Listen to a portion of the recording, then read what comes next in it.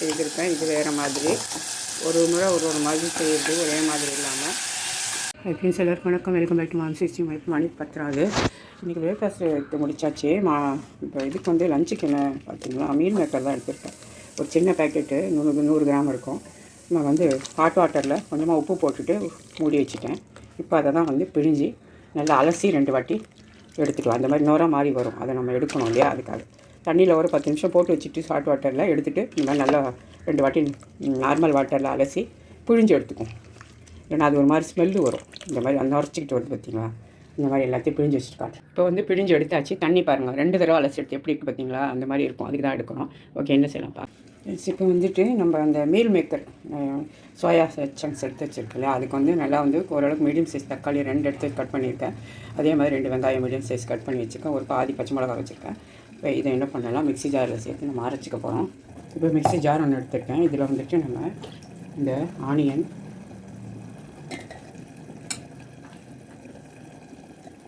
தக்காளி, கொஞ்சம் கிரேவியாக தான் நம்ம வந்து இது சப்பாத்திக்கு செய்ய போகிறோம். அதனால் நான் இந்த அளவுக்கு வெங்காயம் தக்காளியெல்லாம் அதிகமாக சேர்த்துருக்கேன். இப்போ இதிலே வந்துட்டு கொஞ்சமாக இஞ்சி பூண்டு பேஸ்ட் போட்டுக்கலாம். சின்ன ஸ்பூனில் 1 ஸ்பூன் இஞ்சி பூண்டு பேஸ்ட்டு.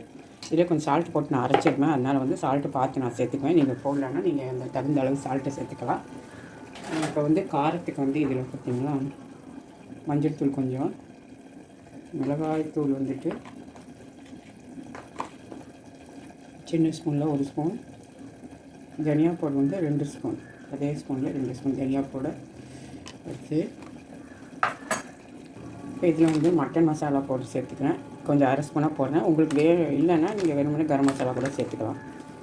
தலை தட்டி இந்த ஸ்பூனில் 1 ஸ்பூன் போட்டுருக்கேன்.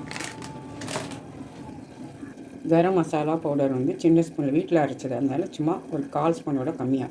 உங்களுக்கு அது விருப்பம் இல்லைன்னா ஸ்கிப் பண்ணிக்கலாம். உப்பு வந்து இந்த ஸ்பூனில் போட்டுக்கலாம். 1/2 ஸ்பூன் போட்டுக்கலாம் சின்ன ஸ்பூனில், பார்த்துட்டு அப்புறமா சேர்த்துக்கலாம். இப்போது இதை வந்துட்டு நம்ம நல்லா அரைச்சி எடுத்துகிட்டு வந்துடலாம். இப்போ வந்து நான் சின்னதாக ஒரு குக்கர் வச்சுருக்கேன். இப்போ இதில் வந்து கொஞ்சமாக ஆயில் விட்டுருக்கேன். சீரகம் கொஞ்சம் போட்டுக்கலாம். சீரகம் போட்டு அரைச்சாலும் சரி, சீரகம் நீங்கள் சேர்த்துக்கிட்டாலும் பரவாயில்ல. சீரகம் பொரியட்டும். இதை அரைச்சி வச்சுருக்கேன். இந்த பேஸ்ட்டை போட்டுக்கலாம். இதுக்கு முன்னாடி இந்த ரெசிபி நான் போட்டிருக்கேன். அது வேறு மாதிரி செய்திருக்கேன். இது வேறு மாதிரி. ஒரு முறை ஒரு மாதிரி செய்கிறது ஒரே மாதிரி இல்லாமல். இந்த பச்சை வாசனை போகிற வரைக்கும் நம்ம இந்த மசாலாவை சேர்த்து வதக்கிக்கலாம்.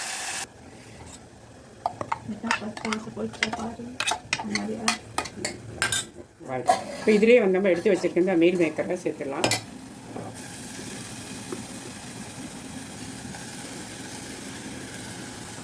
உங்களுக்கு கிரேவி எவ்வளோ வேணுமோ அந்த அளவுக்கு ஆனியனும் டொமேட்டோவும் சேர்த்துக்கோங்க. நான் வந்து 2 வெங்காயம் 2 தக்காளி சேர்த்துருக்கேன். இன்னும் கூட சேர்த்தா கூட நல்லா கிரேவி வரும். இது ஒரு 3 பேர் 4 பேர் கிட்டே கூட சாப்பிட்லாங்க. தண்ணி வேணால் எக்ஸ்ட்ரா கூட ஊற்றிக்கலாம் நம்ம. இப்போ வந்து நல்லா ஒரு 2-3 நிமிஷத்துக்கிட்ட வதக்கியாச்சு. பச்சை வாசனை போயிடுச்சு. மிக்ஸி ஜார் அரைச்ச மிக்ஸி ஜார் அலசிட்டு நம்ம தண்ணியை சேர்த்து விட்டுக்கலாம். நிறையா சேர்த்துட்ட மாதிரி தெரியுது. ஓகே, அப்புறமா நம்ம சுண்டை வச்சுக்கலாம். இல்லைனா கம்மியாக தண்ணி ஊற்றினீங்களா ஒரு 2 விசில்லேயே போகிறோம். இல்லாட்டி நம்ம அப்புறமா வந்து அதை வற்ற வச்சுக்கலாம். எனக்கு இங்கே ரொம்ப பிஸியாக இருக்கும். ரொம்ப ஒரு மாதிரி டென்ஷனாக இருக்குது. வேலை முடியல, அவசர அவசரமாக நான் பண்ணிகிட்ருக்கேன். இப்போ இதிலே கொத்தமல்லியும் கருவேப்பிலையும் சேர்த்துக்கிறேன். புதினா ஒரே ஒரு இலை இருந்துச்சு, 2 இலை போட்டுருக்கேன். வாசனையாக நல்லா தான் இருக்கும். போடக்கூடாதுலாம் ஒன்றும் கிடையாது. உப்பு மட்டும் செக் பண்ணிக்கலாம். உப்பு வந்து கொஞ்சம் குறைவாக தான் இருக்குது. கொஞ்சமாக உப்பு சேர்த்துக்கிறேன். ஏன்னா அது மசாலாலாம் உரைக்கணும் இல்லையா, அது எவ்வளோ போதும். இப்போ இதை அப்படியே க்ளோஸ் பண்ணிடுவோம். நல்லா ஒரு 2 விசில் இல்லை 3 விசில் கூட வைக்கலாம். இங்கே வந்து 3 விசில் வச்சுட்டேன். ஆஃப் பண்ணி இறக்கியாச்சு. ஓப்பன் பண்ணிவிட்டேன். டங்கு ஸ்லிப் ஆகுது. நம்ம வந்துட்டு இது இந்த கரண்டியை காணோம், எதையும் காணோம்ப்பா. இப்போ எப்படி இருக்குது அப்படின்னு பார்ப்போம். கிரேவி பார்த்துட்டு தான் இருக்குது பாருங்கள். இந்தமாதிரி திக்காகிடும். நம்ம வந்து பண்ணியிருக்கிறது வந்து சப்பாத்திக்கு தான் செஞ்சுருக்கோம். நீங்கள் மிளகாத்தூளை குறைச்சிட்டு பெப்பர் கூட சேர்க்கலாம், நல்லா தான் இருக்கும். இப்போலாம் சரியாக்கா பார்த்துக்கலாம். நல்லா தான் இருக்குது. பிடிக்கிறவங்க இந்த மாதிரி ட்ரை பண்ணுங்கள். கொஞ்சமாக எலுமிச்சை பழம் ஜூஸ் மட்டும் கொஞ்சமாக புரிஞ்சுக்கிறேன். புளிப்பு டேஸ்ட் வேணும் அதுக்காக. தக்காளியில் அந்தளவுக்கு புளிப்பு இல்லை. அது இந்த ஹைப்ரிட் தக்காளி போட்டேன், அதனால தான் அந்த புளிப்பு கம்மியாக இருக்குது. இல்லைனா கரெக்டாக இருக்கும். வேணும்னா நீங்கள் லெமன் புரிஞ்சுக்கலாம் கொஞ்சமாக. அவ்வளோதான். நம்மளோட எல்லாமே சேர்த்து பண்ணியாச்சு. கொத்தமல்லி கருப்பில் எல்லாமே போட்டோம். அதுதான் நம்மளோட மீல் மேக்கர் கிரேவி வந்து சூப்பராக ரெடி ஆகிடுச்சு.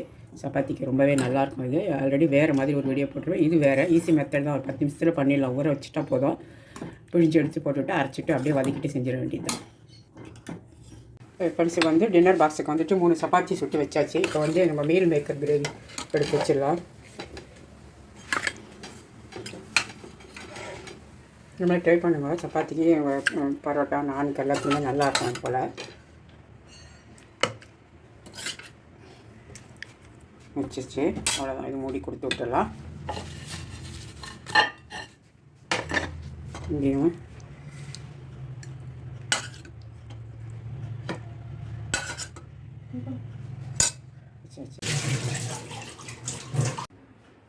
ஃப்ரெண்ட்ஸ் என்ன சமைச்சிருக்கேன் பார்க்கலாம். டென்ஷனில் மறந்துட்டேன் நான். இங்கே ரைஸ் வந்து ஒரு அரை கழுவி வச்சுருக்கேன்.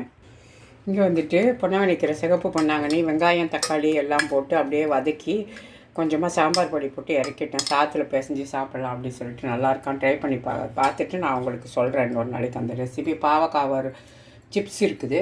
அப்புறமா வந்து வாழைக்கருவாடு வறுத்தது இருக்குது. இங்கே நல்லா பச்சை மிளகு சருகு போட்டு ரசம் வச்சது இருக்குது.